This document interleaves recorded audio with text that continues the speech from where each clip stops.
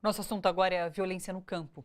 Apenas no primeiro semestre do ano, houve quase 50 mortes no campo e a situação vem se agravando diante da falta de avanços na reforma agrária.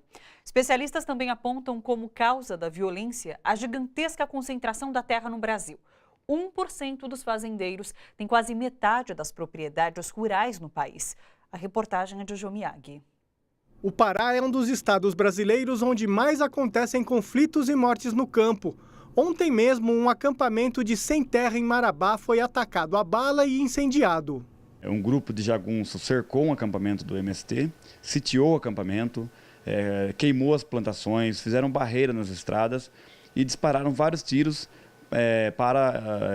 tendo o acampamento como alvo, né? Então, a situação ainda é muito delicada. Continua o cerco. Neste ano, a disputa pela terra já deixou 48 camponeses mortos. O último assassinato foi 4 dias atrás. Quilombola e líder do movimento dos pequenos agricultores, José Raimundo Mota de Souza Júnior, foi morto em Antônio Gonçalves, na Bahia. Na opinião do professor de Direito Silvio Almeida, o racismo e a falta de políticas públicas geram violência contra os quilombolas. Você tem de um lado o latifúndio e do outro lado o racismo. O resultado disso é que nós temos um país que não consegue democratizar o acesso à terra, um país economicamente dependente e um país cujas instituições elas não conseguem formar um caldo de cultura democrático a fim de resolver os grandes problemas estruturais do nosso país. No governo Temer, o conflito no campo cresceu, afirmam os entrevistados. Um dos motivos é a mudança de orientação ideológica, que agora privilegia o capital. Para o MST, a violência no campo é resultado da concentração fundiária. Apenas 1% dos proprietários rurais tem quase metade das terras no Brasil.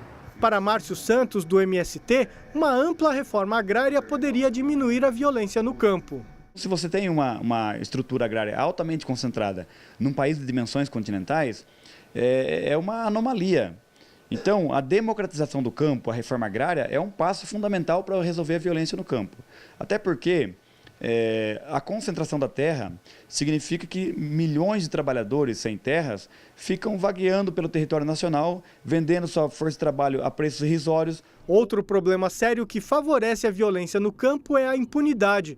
Nos últimos 12 anos, 1.882 pessoas foram assassinadas em conflitos rurais, mas somente 31 mandantes foram condenados, sendo que menos de 10 foram presos.